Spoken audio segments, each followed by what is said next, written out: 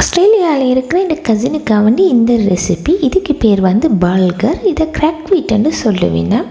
இதில் different size இருக்குது. இது நம்பர் 3. இதை வந்து நீங்கள் ரவைன்னு கசின்னு கூட சொல்லலாம். இது நல்ல ஹெல்த்தியான ஒரு டிஷ். இது வந்து இஜிப்சியன், மெடிட்டேரியன், டர்க்கிஷ் மெயின் டிஷ்ஷஸில் நீங்கள் பார்க்கலாம். இது செய்கிறதுக்கு முதல் கொஞ்சம் வெஜிடபிள் எடுத்து ஸ்டர் ஃப்ரை பண்ணுங்க. இதில் வெங்காயம், முள்ளி, கார்லிக் ஸ்ப்ரவுட்ஸும் போட்டு நான் ஸ்லைட்டாக ஸ்டர் ஃப்ரை பண்ணிவிட்டு எடுத்தேன்னா எனக்கு ஒரு க்ரன்ச்சியாக இருந்தால் பிடிக்கும். உங்களுக்கு கொஞ்சம் கூட அவிக்கணும்னா அவிங்க. அதுக்கு பிறகு 2.5 cup of water, 1 cup of bulgur இருக்குது.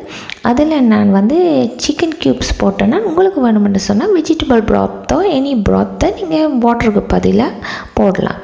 அதோடு நான் ட்ரிகிசார் என்று சொல்லி இது மெடிட்டேரியன் ஸ்பைசஸ், இது ஒரு 5 ஸ்பைசஸ் இதை ஆட் பண்ணினீங்கன்னு சொன்னால் கொஞ்சம் நல்ல டேஸ்டியாக இருக்குது.